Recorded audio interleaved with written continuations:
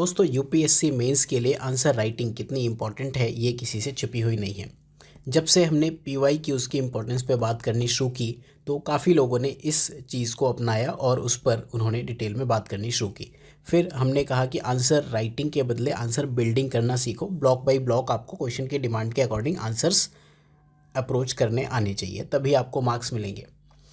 इस लेक्चर में हम एक वर्कशॉप सेशन रखेंगे, 3 क्वेश्चंस देखेंगे। एक क्वेश्चन है 20 मार्क्स का, किसी ऑप्शनल में पूछा है। दूसरा क्वेश्चन 15 मार्क्स का है। तीसरा क्वेश्चन 10 मार्क्स का है। ये 2024 के ऑप्शनल के कुछ क्वेश्चंस हैं। इस लेक्चर में हमारा टारगेट ये होगा कि जो आर्ट ऑफ ब्रेन स्टॉर्मिंग है इसको हम जीएस मेंस आंसर बिल्डिंग से हम ऑप्शनल आंसर बिल्डिंग की तरफ ले जाएं। जनरल अप्रोच हम रखेंगे, किसी एक ऑप्शनल के लिए नहीं कि ज्योग्राफी या पीएसआर या सोशो के लिए। हम अलग अलग ऑप्शन से कुछ क्वेश्चंस उठा के उनको डील करेंगे। टारगेट हमारा ये होगा, अब तक हमने जीएस के क्वेश्चन सॉल्व किए हैं, जीएस पीवाईक्यू सॉल्व किए हैं। जिन्होंने मेंस पीवाईक्यू सॉल्व किए हैं या फिर आप मेंस आंसर बिल्डिंग का पार्ट हो या किसी भी तरह से आपने पीवाईक्यूज़ किए हैं तो शायद ये अप्रोच आपको आती होगी। अब तो खैर काफ़ी लोग कॉपी भी कर रहे हैं, राइट। इसके बाद ऑप्शनल पीवाईक्यू क्यों इंपॉर्टेंट है इस पर हम काफ़ी बात कर चुके हैं। एंड ऑप्शनल के जो क्वेश्चंस हैं वो जीएस में कैसे अपनी इंपॉर्टेंस बढ़ा रहे हैं, आप ये वाला क्वेश्चन देखो, ये वाला वीडियो देखो। एंड लास्ट ईयर भी मैंने डिस्कशन किया था कैसे जीएस 1 में वेटेज रिसेंटली बढ़ा है, कि जीएस में ऑप्शनल से क्वेश्चंस पूछने का ट्रेंड। फिर ऑप्शनल में जीएस टाइप क्वेश्चन, अगर आप ये क्वेश्चन जो 3A है ये वाला क्वेश्चन देखो जो आपकी स्क्रीन पर है, चाहे ये क्वेश्चन हो, चाहे ये वाला क्वेश्चन हो, चाहे ये क्वेश्चन, ये जीएस टाइप क्वेश्चन ही हैं और किसी भी ऑप्शनल में पूछ सकते हैं, एटलीस्ट जो ह्यूमैनिटीज़ के ऑप्शनल्स हैं, राइट। तो इस लेक्चर में आगे अगर आप रहना चाहते हो तो मेक श्योर कि आप तभी आगे कंटिन्यू करो ये लेक्चर, अगर आप एक सीरियस एस्पिरेंट हो। अदरवाइज़ आपके लिए ये लेक्चर नहीं है, आप ये लेक्चर छोड़ के अभी जा सकते हो। This is only for serious aspirants. Time लगेगा इस लेक्चर में, आपको अटेंशन देना पड़ेगा, समझना पड़ेगा। इसमें हम बात करेंगे आर्ट ऑफ ब्रेनस्टॉर्मिंग की। मैं आपसे ये एक्सपेक्टेशन रखूँगा कि आप इस लेक्चर को 4 से 5 बार कम से कम देखें एंड कमेंट ज़रूर करें। अगर आप कमेंट करते हो 8, 9 और 10 तारीख इनको हम एक प्रैक्टिस सेशन रखेंगे। It could be live. जो सीरियस एस्पिरेंट्स होंगे एंड जिनके कमेंट्स दिखेंगे only those will be invited. तो हम शुरू करते हैं लेक्चर, राइट। तो पहले हम सबसे सिंपल क्वेश्चन देखते हैं। हम क्या करेंगे कि जैसे ये क्वेश्चन है इसको हम ट्राई करेंगे कि सॉल्व कैसे करना है, वो अप्रोच देखेंगे। एंड सेकेंड चीज़, इसमें जो फर्दर मॉडिफिकेशन हो सकते हैं, जैसे ये क्वेश्चन क्या कह रहा है, critical examine the role of political parties. Political parties का आपको रोल बताना है, राइट। अब पॉलिटिकल पार्टीज़ का रोल आपको बताना है, ये एक थीम है। पॉलिटिकल पार्टीज़ आप पढ़ते हो, डेमोक्रेसी एक दूसरी थीम है एंड डेवलपिंग सोसाइटीज़ तीसरी थीम है। ये एक डिफ़िकल्ट क्वेश्चन है। ऐसे क्वेश्चन में एक तो ये क्वेश्चन पूछ लिया, इन फ्यूचर बहुत हाई चांसेस हैं कि यूपीएससी आपसे कहे कि आप पॉलिटिकल पार्टीज़ के बदले कुछ और, role of something else, and democracy के बदले समथिंग एल्स दे दे, और डेवलपिंग सोसाइटीज़ के बदले कुछ और आपको दे दे। फॉर एग्जांपल ये कह दे आपको इंडियन सोसाइटी या फिर डेवलप्ड सोसाइटीज़। तो इस टाइप के क्वेश्चन को सॉल्व करने की क्या अप्रोच है, पहले हम ये लेक्चर यहीं से शुरू करेंगे। इसमें आप क्या करोगे, आप मेन थीम्स उठाओ। इसमें देखो, एक तो क्रिटिकली एग्जामिन है, इसको आप छोड़ दो, अभी इस पर दुनिया बात कर रही है। इसमें आप थीम्स देखो क्या क्या हैं। इसमें 3 जो ये पर्पल से हाईलाइटेड चीज़ें हैं, ये 3 चीज़ें हैं। पहली चीज़ है पॉलिटिकल पार्टीज़, राइट। तो पॉलिटिकल पार्टीज़ अपने आप में थीम है। ये कह रहा है role of political party, right. तो पॉलिटिकल पार्टी आपकी ये थीम है। दूसरा इसमें क्या है, डेमोक्रेसी, ये आपकी एक थीम है। तीसरा ये क्या कह रहा है, डेवलपिंग सोसाइटी में। ऐसे क्वेश्चन को सॉल्व करने के लिए आप क्या करोगे, आप या तो पॉलिटिकल पार्टी जो ये वाला पार्ट है या ये, इसको ए या बी इनमें से किसी एक चीज़ को आप मेन थीम मानोगे एंड दूसरे को आप सेकेंडरी थीम मानोगे एंड मेन थीम से पॉइंट्स लाओगे एंड सेकेंडरी थीम से उसको एक्सप्लेन करोगे, और जो ये टाइप की चीज़ लिखी है इससे आप एग्जांपल लाओगे। आप कहोगे ये क्या मैंने कह दिया, आगे समझते हैं, उसके बाद में वापस से आपको एक बार समझाऊंगा। नोट्स आप बना सकते हो। देखो मैं कह रहा हूँ critically examine the role of political parties. इसमें इस क्वेश्चन में कितने क्वेश्चंस बन सकते हैं, क्रिटिकल एग्जामिन को छोड़ दें। मैं कहूँ discuss the role of political parties, क्या ये अपने आप में एक क्वेश्चन है, discuss the role of political parties, yes ये अपने आप में एक क्वेश्चन है। दूसरा मैं कहूँ discuss the factors for stabilising democracy, क्या ये अपने आप में एक कंप्लीट क्वेश्चन है? यस, कि डेमोक्रेसी के लिए क्या फैक्टर्स हैं वो आप बता दो। बट अभी मैं कहूँ डिस्कस इन डेवलपिंग कंट्रीज़, क्या डिस्कस कर दें? कुछ नहीं। तो ये आपका एक कीवर्ड हेल्पर कहलाएगा जिससे आप लाओगे एग्जांपल्स, राइट? ठीक है। अब हमने कहा एक थीम है हमारी रोल ऑफ पॉलिटिकल पार्टीज, दूसरी थीम है फैक्टर्स फॉर स्टेबलाइजिंग डेमोक्रेसी, वही बात कर रहा है। ठीक है।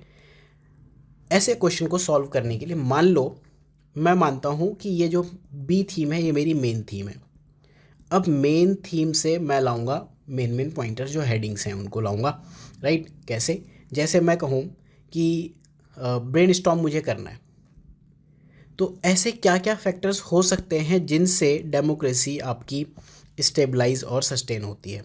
ठीक है, तो मैं लिखूँगा फैक्टर्स विच स्टेबलाइज डेमोक्रेसी। ये आपका एक हेडिंग हो गया। ये आपके क्वेश्चन में इंट्रो के बाद मेन हेडिंग होनी चाहिए। क्या क्या फैक्टर्स हो सकते हैं? जैसे अगर मैं आपको कहूँ कि कुछ फैक्टर्स हैं, फ्री एंड फेयर इलेक्शंस होने चाहिए, कुछ सोच सोच के मैं लिख रहा हूँ। दूसरा, रूल ऑफ लॉ होना चाहिए, राइट? तीसरा और क्या हो सकता है कि मान लो प्रोटेक्शन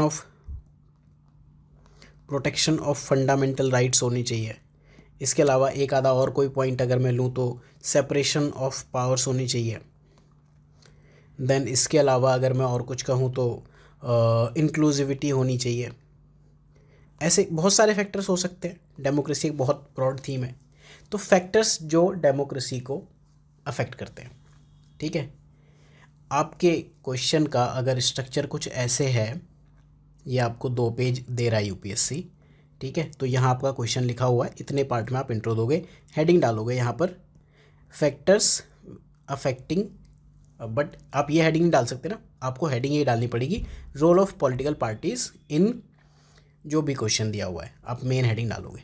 बट आप लिखोगे यहाँ पर point number 1 free and fair election, ठीक है। मैंने कहा था मेन थीम से आप पॉइंटर लाओगे, राइट। सेकेंडरी थीम से आप जस्टिफाई करोगे। जैसे मैं कहूँ फ्री एंड फेयर इलेक्शन में पॉलिटिकल पार्टी का क्या रोल हो सकता है, क्या आप बता सकते हो? फ्री एंड फेयर इलेक्शन में आप कहो कि वोटर्स को मोबिलाइज करता है, पॉलिटिकल पार्टीज़ कैंपेनिंग करता है, राइट, और इंटीग्रिटी, इलेक्टोरल सिस्टम में इंटीग्रिटी लेके आता है। इस तरह से आप कुछ पॉइंट्स बता सकते हो, राइट। चॉइस देता है, डिबेट के की पॉइंट्स देता है। रूल ऑफ लॉ में पॉलिटिकल पार्टी क्या करती है कि लेजिस्लेटिव रिफॉर्म्स की बात करेंगे। देन ये कहेंगे कि रूल ऑफ लॉ, अब पॉलिटिकल पार्टीज़ की बात करो, political parties rule of law को किस तरह से इस्टेब्लिश करती है? पॉलिटिकल पार्टीज़ मोस्टली पावर के लिए स्ट्रगल करती है, राइट। तो बेसिकली वो मोस्टली ऐसा होगा, या तो गवर्नमेंट में होंगी या विपक्ष में होंगी, अदरवाइज़ किसी ना किसी तरीके से गवर्नमेंट को अकाउंटेबल ज़रूर बना लेंगे, ठीक है। इस तरह से आपको इन सब 5 पॉइंट्स के आपको जस्टिफिकेशन दे देने, राइट। फैक्टर्स जो डेमोक्रेसी को प्रमोट कर रहे थे वो हम 1 2 3 4 5 इस तरह से लिख देंगे, फिर एंड में टाइम बचेगा तो कंक्लूजन, ठीक है। फैक्टर्स के अंदर हमारे इसमें जस्टिफिकेशन में 1 पॉइंट या 2 पॉइंट आपके पॉलिटिकल पार्टी से इसका जस्टिफिकेशन हो सकता है, यहाँ पे हो सकता है, यहाँ हो सकता है, यहाँ हो सकता है, यहाँ हो सकता है। अब आप कहो डेवलपिंग सोसाइटी का क्या करना है? ये भी तो एक चीज़ पूछी हुई है ना, ये वाला पॉइंट डेवलपिंग सोसाइटी, इसका क्या करना है? इससे आप एग्जाम्पल दोगे। जैसे फ्री एंड फेयर इलेक्शन के लिए आपके माइंड में अगर कोई एग्जाम्पल है, डेवलपिंग सोसाइटी से देना है, ऐसा नहीं कि आप कहीं से भी एग्जाम्पल दे दो, राइट। आप यूएसए के एग्जाम्पल्स नहीं दे सकते। अब इसमें एक इशू आएगा,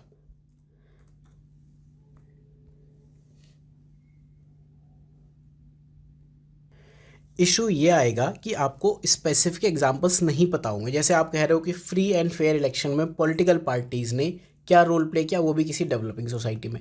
अब डेवलपिंग सोसाइटीज़ यूएसए, ईयू, ये सब तो नहीं है। जैसे इंडिया हो गया, केन्या हो गया। जैसे इंडिया में 2014, 2014, 2019 के इलेक्शन में क्या हुआ, पॉलिटिकल पार्टीज़ ने क्या किया, राइट, ग्रास रूट लेवल पे कैंपेनिंग की। या केन्या में जनरल इलेक्शन में वहाँ की पार्टीज़ ने क्या किया, या रूल ऑफ लॉ में साउथ अफ्रीका में अपार्थाइड मूवमेंट था, उसके बाद क्या हुआ, तो आपको एग्जाम्पल्स स्पेसिफिक यहीं से देने पड़ेंगे।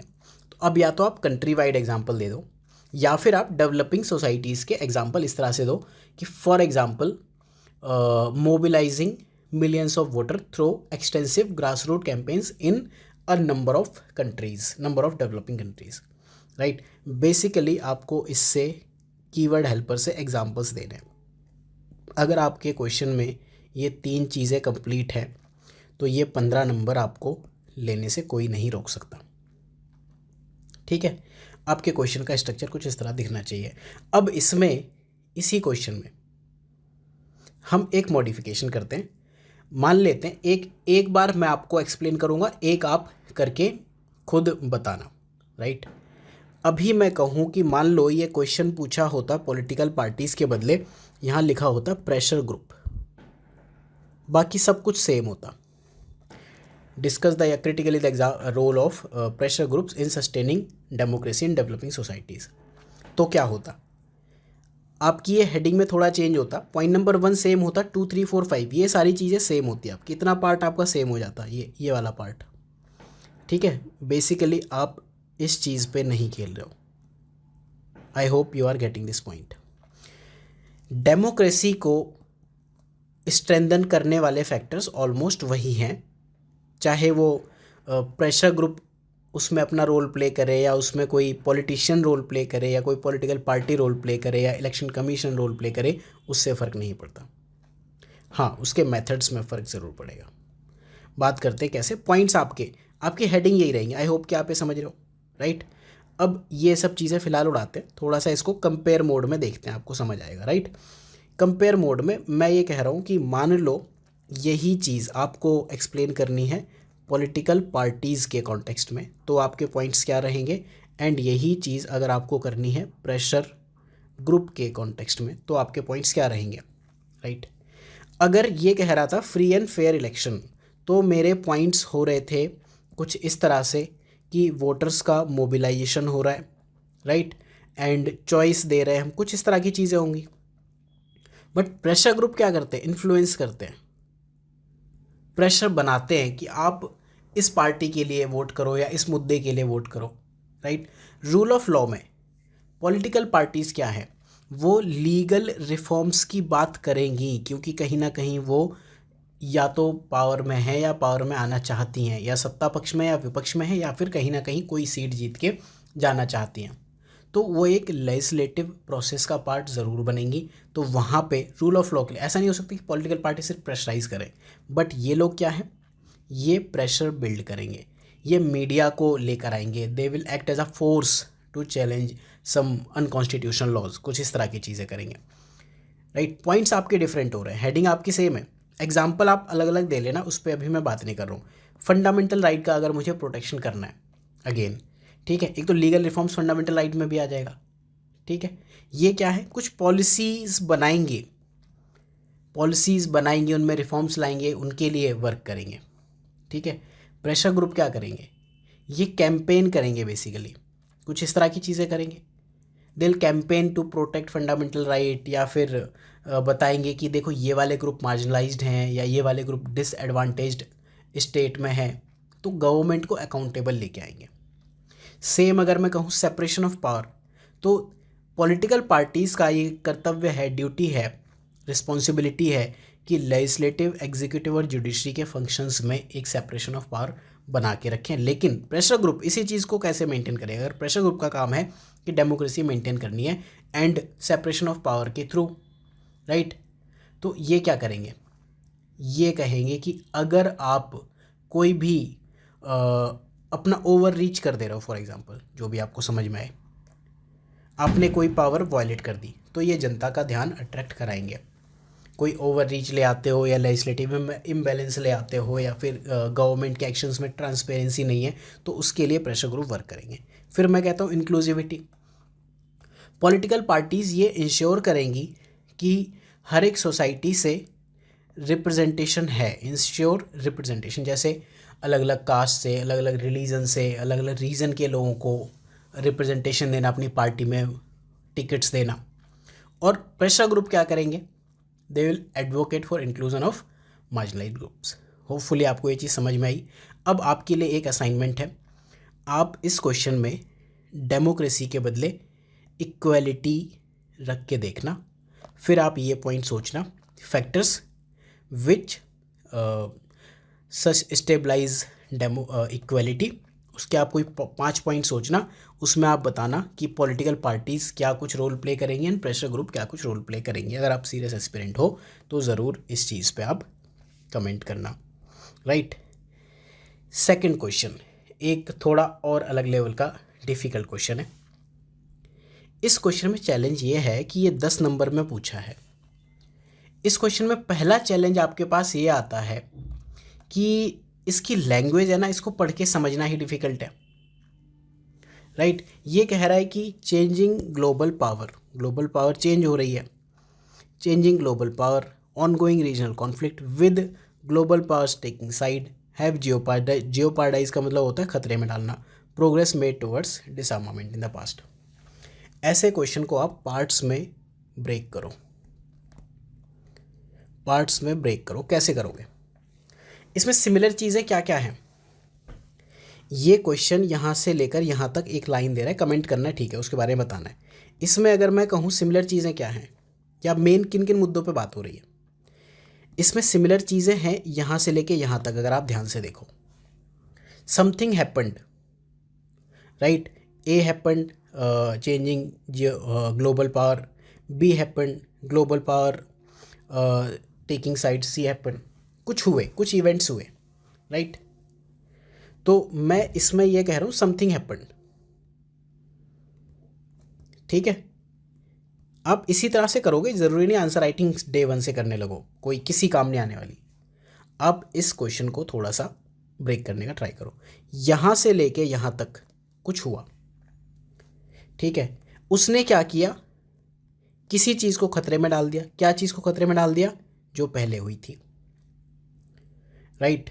Something happen. तो इस क्वेश्चन में अगर आप देखो थोड़ा सा, अगर हम चीज़ें क्लियर करें तो 3 मेन सेक्शन बनने चाहिए। सेक्शन 1 या सेक्शन ए। सेक्शन ए आपकी बात करेगा यहाँ से लेके यहाँ तक, ये आपका सेक्शन ए हो गया, राइट। सेक्शन ए आपकी बात करेगा some events.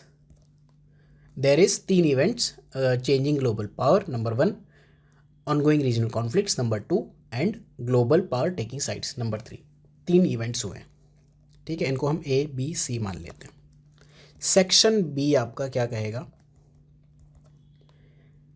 There was disarmament in past. ये कह रहा है ना, progress made to disarmament in past, ये आपका सेक्शन बी कहेगा, ठीक है। ये कुछ इवेंट्स अभी हुए हैं, रीसेंट इवेंट्स हैं ये, और कुछ इवेंट्स पास्ट के हैं। सम इवेंट, ये पास्ट का इवेंट है। अब क्वेश्चन क्या है? आप क्वेश्चन में सेक्शन सी बताओगे कि how section A jeopardised, section B. Basically आपके आंसर में 3 क्लियर पार्ट होने चाहिए। अब इसमें आप एक चीज़ ध्यान रखो, 10 नंबर का क्वेश्चन है, आपके पास स्कोप होगा नहीं इंट्रो कंक्लूजन लिखने का, ठीक है। समझते हैं कैसे।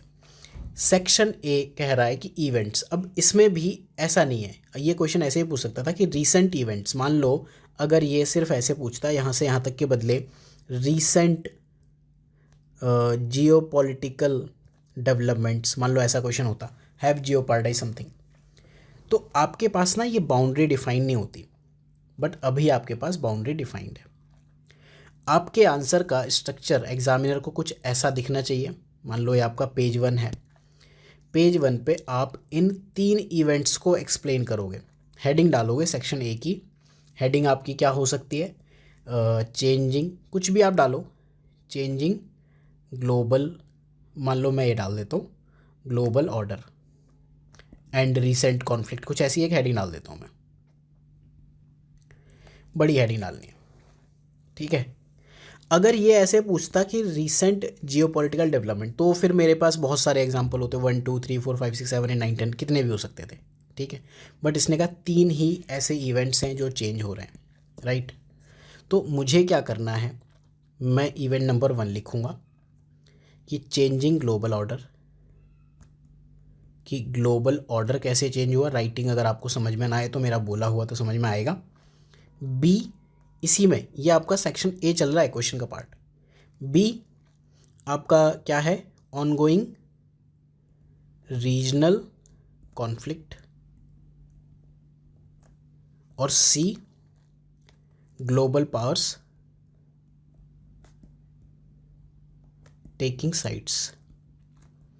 ये आपके क्वेश्चन का स्ट्रक्चर हुआ, ठीक है। ये सेक्शन ए है। मान लो आपका पेज नंबर 1 था। पेज नंबर 2 मान लो आपका ये है। पेज नंबर 2 में आपकी हेडिंग आएगी क्लियरली ये वाली कि progress made towards डिसआर्मामेंट in the past. ये मैं यहाँ पर हेडिंग के लिए जगह छोड़ दे रहा हूँ, क्या प्रोग्रेस हुई है। सेक्शन सी में मैं लिखूँगा कि recent events jeopardising the progress in disarmament. ये मेरे क्वेश्चन में क्लियरली 3 सेक्शन विजिबल होने चाहिए। आप समझ रहे हो कि मेरे पास अगर 2 पेजेस है एंड क्वेश्चन भी है तो इंट्रो कंक्लूजन के लिए मेरे पास स्कोप ही नहीं है। सेक्शन ए मेरा बता रहा है कि रीसेंट जो इवेंट्स हैं, इवेंट में मेरे पास इवेंट नंबर 1 है, इवेंट नंबर 2 है, इवेंट नंबर 3 है। हो सकता है आपका इसमें पेज 1 भर जाए। सेक्शन बी में डिसआर्मामेंट के क्या फैक्टर्स हैं वो आप बताओगे, मतलब जो प्रोग्रेस हुई है उसमें आप कुछ कुछ पॉइंट्स बता सकते हो। एंड सेक्शन सी में हाउ ए ने बी को अफेक्ट किया, जियोपार्टाइज किया। ये आपका क्लियर स्ट्रक्चर इस तरह से अगर आपको दिखता है 10 नंबर में से 7-8 नंबर लेने से कोई नहीं रोक सकता, राइट। तो ऐसे क्वेश्चन में बस आपको ये ध्यान रखना है क्योंकि 3 इवेंट दे दिए इसलिए आपकी 3 ही हेडिंग होंगी। अगर 3 इवेंट्स नहीं देता तो ABCDE कितने भी इवेंट्स हो सकते हैं। आई होप कि आप ये बात समझ रहे होंगे, ठीक है। अब इसको जस्टिफाई करना अब आसान है। मान लो मैं कहता हूँ कि जो रीसेंट इवेंट्स हैं, यही बात कर लेते हैं, क्वेश्चन आपके सामने, ठीक है। रीसेंट इवेंट्स क्या हैं अगर आप ध्यान रखो तो, जैसे कलर चेंज करें, वाइट, ठीक है। चेंजिंग ग्लोबल ऑर्डर क्या हुआ है, मल्टीपोलैरिटी आई है। फॉर एग्जांपल चाइना का राइज हुआ है, there is rise of China. China के कुछ जो रीसेंट इनिशिएटिव्स हैं उन्होंने US की हेजेमनी को चैलेंज किया है। फिर दूसरा आप रशिया का एग्जांपल दे सकते हो कि रशिया का रिसर्जेंस दिखा है। तीसरा एग्जांपल आप रीजनल पावर्स का रिसर्जेंस दे सकते हो, रीजनल पावर का राइज नॉट रिसर्जेंस, जैसे इंडिया है, ब्राज़ील है, टर्की है। तो ये भी मल्टीपोलर वर्ल्ड में अपना अपना रोल प्ले कर रहे हैं। कुछ इस तरह के इवेंट्स आप एक लाइन में लिख सकते हो, 3 शॉर्ट लाइन में लिख सकते हो, आपके ऊपर है, राइट। फिर इसके लिए ऑप्शनल में एक थ्योरी चलती है, मैं आपको थ्योरी बता देता हूँ। इसको आप जो भी पढ़ना चाहो, THUCYDIDES, थ्यूसाइडिडस ट्रैप। ये बेसिकली क्या है, ग्राहम एलिसन ने दिया था। आप GS के लिए भी याद कर सकते हो, एटलीस्ट कॉन्सेप्ट याद कर लो कि there is conflict between, 2 powers के बीच में कॉन्फ्लिक्ट होता है, जो इमर्जिंग है और दूसरी जो इस्टेब्लिश्ड है। जैसे USA और चाइना के बीच में हो रहा है, उसे हम कहते हैं थ्यूसाइडिडस ट्रैप, ग्राहम एलिसन, ठीक है। उसे हटाते हैं फिलहाल, थिंकर विंकर ऑप्शनल में जाएंगे, ठीक है। पहले पॉइंट में आपने ये बात की। दूसरे में मैं क्या कह रहा हूँ कि there are ongoing regional conflict. Definitely आपसे एग्जांपल्स की डिमांड कर रहा है। रीजनल कॉन्फ्लिक्ट में आप कह सकते हो रशिया यूक्रेन वॉर चल रहा है, साउथ चाइना सी डिस्प्यूट चल रहा है, मिडिल ईस्ट में अलग टेंशन चल रही है, ठीक है। इजराइल फ़लस्तीन अलग चल रहा है, ईरान सऊदी प्रॉक्सी वार चल रहे हैं, ठीक है। फिर ग्लोबल पावर टेकिंग साइड्स, जैसे पहले ऐसा नहीं था बट अभी आपको जैसे कोल्ड वॉर के टाइम पे था वो दिख रहा है कि प्रॉक्सी वॉर आपको देखने को मिल रहे हैं, राइट। जो अलाइंसेस हैं जैसे आपके नाटो या ऑकस हैं, उनका आप देखोगे कि मिलिट्राइजेशन हो रहा है, मिलिट्राइजेशन ऑफ अलाइंसेस। जैसे ऑकस आपका स्पेशली एक मिलिट्राइज्ड अलाइंस है। इस तरह की कुछ चीज़ें हुई हैं। तो हमने क्या किया कि सेक्शन ए को जस्टिफाई किया कि कुछ इवेंट्स हुए रिसेंट, एक पेज आपने लगा दिया, हो सकता है हाफ पेज में भी आप कर दो। सेक्शन बी, इसमें मैं आंसर करूँगा progress made towards डिसआर्मामेंट in the past. तो इसके लिए अब आप क्या कहोगे, क्या प्रोग्रेस हुई है। कुछ कुछ चीज़ें आपको पता है डिसआर्मामेंट के लिए, जैसे NPT पे काम हुआ था, CTBT पे काम हुआ था, सॉल्ट ट्रीटी आई थी, स्टार्ट ट्रीटी आई थी, INF ट्रीटी थी, intermediate range nuclear force treaty, and chemical weapon convention, biological weapon convention, arm race को कंट्रोल करने की, ऐसी बहुत सारी ट्रीटी आई थी, राइट। तो ये आप बताओगे, एक सेक्शन आपका ये होना चाहिए। जो सबसे इंपॉर्टेंट सेक्शन है, हो सकता है आप इसको हाफ पेज में कर दो, इसको आप हाफ पेज में करो, बट ये वाला सेक्शन आपका एक्सपेंड होना चाहिए। How one impacts, how section one मतलब how recent events impacts progress made towards disarmament. क्या क्या आप एग्जांपल दे सकते हो? जैसे आर्म रेस जो है वो रिवाइव हो गई है, इसको मैं अगले पेज पे लिख देता हूँ कुछ कुछ यहाँ पे इस वाले में। इसमें क्या है, आर्म रेस आपकी रिवाइव हुई, राइट। दूसरा इसमें आप और क्या पॉइंट दे सकते हो कि जैसे अभी हमने बात की थी कि स्ट्रेटजिक अलाइंसेस प्रमोटिंग राइवलरी, जो स्ट्रेटजिक अलाइंसेस थे, राइट, आज की डेट में ऑकस, उसको देखा ही जाता है कि यूएसए और इंडिया चाइना को काउंटर कर रहे हैं, कहीं ना कहीं एक militarization, erosion of, there is erosion of trust, right. तीसरा आप क्या पॉइंट दे सकते हो कि वेपनाइजेशन ऑफ टेक्नोलॉजी हो रहा है, बहुत सारे आप पॉइंट दे सकते हो। चौथा पॉइंट क्या है कि नॉन स्टेट एक्टर्स जो हैं they are playing role in regional instability. पांचवा आप एग्जांपल क्या दे सकते हो, पॉइंट क्या कैसे जस्टिफाई कर सकते हो, ultimately this everything is leading to collapse of disarmament, right. कुछ एग्जांपल अगर आपके पास हैं आप बता दो कि CTBT में कोई अभी there is limited progress, NPT review conference हो रही है, लिमिटेड प्रोग्रेस है, इस तरह से आप इस क्वेश्चन को जस्टिफाई करोगे। आई होप कि इस क्वेश्चन के साथ आप अब जस्टिफाई कर पाओगे। ऐसा कोई क्वेश्चन अगर आपके माइंड में है तो कमेंट सेक्शन में ज़रूर डालो, ऐसे किसी वर्कशॉप सेशन में हम फिर डिस्कस करेंगे, राइट। एक क्वेश्चन अब और देखते हैं। Discuss major recent social movement, question में डिस्कस कहा है major recent social movement related to physical rights of women in various country of the world. ये कुछ ऐसा ही क्वेश्चन है, ठीक है, कि थीम ए है यहाँ जैसे पॉलिटिकल पार्टीज थी, theme B democracy and C keyword developing society. यहाँ थीम ए क्या है, recent social movement, and recent की बात कर रहा है तो ये आपका ए हुआ। फिजिकल राइट ऑफ वुमेन ये आपका बी हुआ। Various countries of the world see. यहाँ पे क्या आपके पास ग्लोबल देने का स्कोप है, यहाँ आपके पास क्या था, डेवलपिंग सोसाइटी, बट डिफरेंस है इन दोनों क्वेश्चन में। यहाँ जो क्वेश्चन की लैंग्वेज है ना, अगर आप ध्यान से पढ़ो तो क्वेश्चन कह रहा है discuss major recent social movement, basically list मांग रहा है आपसे। यहाँ क्या रोल की बात की थी, अगर ये कह देता discuss role of major recent social movement तो आंसर अलग होता। तो एक डिफ़िकल्ट क्वेश्चन है, एक तो 20 नंबर में पूछा, ऊपर से डिफ़िकल्ट है, लेकिन चलो ऐसे क्वेश्चन को भी हम सॉल्व करने का ट्राई करते हैं। इस क्वेश्चन में भी हम अलग अलग मॉडिफिकेशन बनाएंगे। पहले मैं सिंपल क्वेश्चन कहता हूँ, मान लो ये क्वेश्चन ऐसे होता, discuss the role of major social movement. अब ABC आप कर लोगे, इसमें ABC पे मैं अभी बहुत ज़्यादा फोकस नहीं कर रहा हूँ, ठीक है।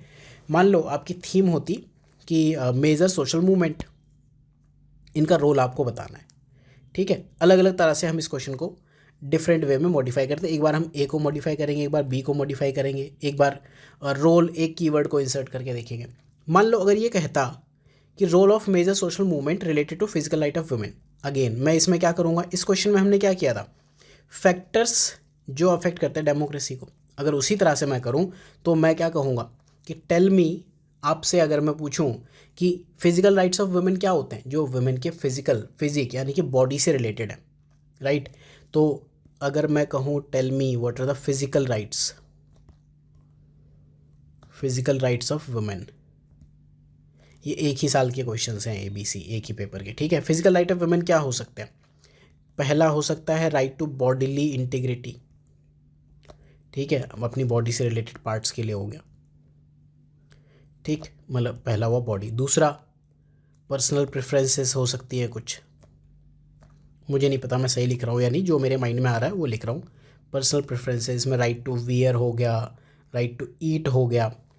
तीसरा फोर्स्ड मैरिज, चलो एक हम एक एग्जांपल ले लेते हैं कि फोर्स्ड मैरिज से आपका फ्रीडम होनी चाहिए, MARRIAGE, ठीक है। चौथी चीज़ आप कुछ और एग्जांपल दे सकते हो कि जेंडर बेस्ड वायलेंसेस होते हैं। पांचवा पॉइंट अगर मैं लूँ राइट टू प्राइवेसी, चलो ये सब जगह आ जाएगा, ठीक है। फिजिकल राइट ऑफ वुमेन, हमने ये कुछ 5 पॉइंट लिए। अब हम क्या करेंगे, जैसे हम यहाँ पे डिस्कस कर रहे थे कि एक हेडिंग डाल के उसके अंदर कुछ डिस्कशंस करेंगे, ठीक है। पहला क्वेश्चन हम करते हैं, मान लो इसने आपसे पूछा होता discuss role of major social movement, role लिखा होता, उस केस में आप कैसे करते? आप बेसिकली रोल्स बताते, एक वाइड एंगल में आप आंसर दे देते। पहले वाले में आपके पास पॉइंट्स होते कि अवेयरनेस कैंपेन लेके आएंगे, सोशल मूवमेंट रोल में क्या है, लीगल रिफॉर्म्स लेके आएंगे। उसके लीगल रिफॉर्म्स लाने के लिए, लेके नहीं आएंगे, लेके तो गवर्नमेंट आएगी, लेकिन legal reform, they will push for legal reforms. Difference यही है। पॉलिटिकल पार्टीज अगर लिखा होता सोशल मूवमेंट के बदले, तो दे विल एक्ट और they will debate in parliament और इन बिल मेकिंग या बिल पासिंग बॉडीज़ जहाँ भी करते हैं वहाँ पे लीगल रिफॉर्म्स के लिए, but they will push. Social movement में आप पुश की बात करोगे, पॉलिटिकल पार्टीज में पुश की आप बात नहीं करोगे।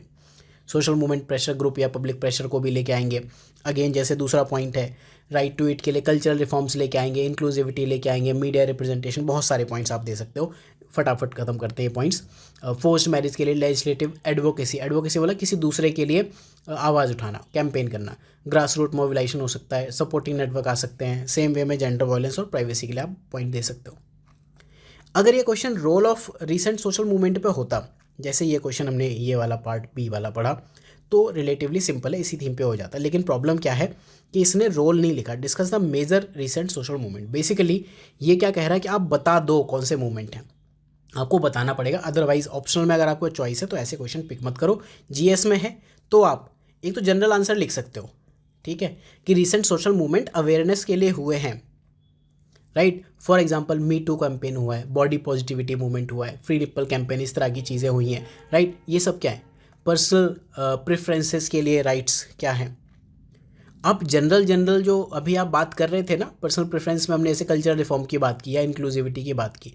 आपको अगर इन्होंने पूछा है कि मेजर सोशल मूवमेंट बता दो, तो फिर आपको बताने पड़े। जैसे हैशटैग माई चॉइस कैंपेन, ऐसे बहुत सारे कैंपेन हैं, मुझे जनरली नहीं आते, राइट। फोर्स्ड मैरिज के लिए एक मुझे पता है, गर्ल्स नॉट ब्राइड्स कैंपेन, ऐसे कुछ चला था। जेंडर बेस्ड वायलेंस के लिए एक कैंपेन पता है, रिसेंटली कुछ हुआ था, ऑरेंज द वर्ल्ड करके कुछ था। 1 billion rising movement, I am not sure कि वुमेन के लिए था। फिर राइट टू प्राइवेसी के लिए, चलो इसमें तो रिवेंज पोर्न एक ऑप्शन आप देख सकते हो, रिसेंटली इसको लेकर काफ़ी एक्टिविज्म देखने को मिला। बट मुझे जेन्युइनली इसमें से नहीं पता कि कौन सा मूवमेंट किसके लिए है, तो एक डिफ़िकल्ट क्वेश्चन है। बेसिकली एक फैक्चुअल क्वेश्चन हो जाता है अगर इसने रोल वर्ड हटा दिया, सिर्फ एक रोल ये वाला वर्ड हटाने से कि यहाँ पे इसने role of major social movement हो या ना हो, उससे कितना फ़र्क आ गया। चलो ठीक है, तो ये तो आपको पता चल गया अटेम्प्ट करना या नहीं। लेकिन जैसे हमने इस क्वेश्चन में किया था वैसा कुछ यहाँ भी कर लेते हैं। मान लो इस क्वेश्चन में रोल ऑफ डेमोक्रेसी होता। मान लो इस क्वेश्चन में आपका जो पूछा है कि सोशल मूवमेंट है, मान लो ए पे लिखा होता सोशल मूवमेंट के बदले डेमोक्रेसी, राइट। तो क्या आप बता सकते हो democracy right to bodily integrity में कैसे हेल्प करेगी? लेजिस्लेशन के थ्रू, जुडिशियल रिफॉर्म्स के थ्रू, ठीक है। पर्सनल प्रेफरेंस में डेमोक्रेसी क्या करेगी? फ्रीडम ऑफ एक्सप्रेशन को इंश्योर करेगी, मोरल पॉलिसिंग के अगेंस्ट काम करेगी, ठीक है। फोर्स्ड मैरिज के लिए क्या करेगी डेमोक्रेसी? कुछ लॉ लेके आएगी, चाइल्ड मैरिज एक्ट जैसे पास किया इंडिया में, prohibition to child marriage act, इस तरह से कुछ चीज़ें करेगी, राइट। तो डेमोक्रेसी में वो चीज़ आपकी एक लेजिस्लेटिव एंगल में शिफ्ट हो जाती है। अब मान लो इसी क्वेश्चन में ए के बदले बी चेंज हो जाता कि ये कहता फिजिकल राइट ऑफ वुमेन के बदले कुछ और पूछ लेता। बेसिकली आप समझ रहे हो ना सोशल मूवमेंट और डेमोक्रेसी में डिफरेंस क्या हुआ, राइट। अब मान लो कि इसमें क्वेश्चन पूछता, एक GS4 का क्वेश्चन बनाते चलो, कि डिस्कस रोल ऑफ डेमोक्रेसी के बदले इसने कहा कि एजुकेशनल इंस्टीट्यूट्स, और यहाँ पे फिजिकल राइट ऑफ वुमेन के बदले ये कह रहा है राइट्स ऑफ चिल्ड्रन।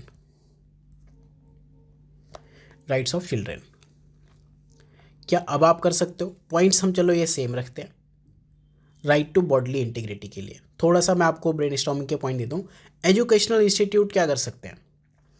बच्चों को सिखा सकते हैं, राइट। एंटी बुलिंग पॉलिसीज़ सिखाई जा सकती हैं, सेक्सुअल एजुकेशन प्रोग्राम सिखाए जा सकते हैं।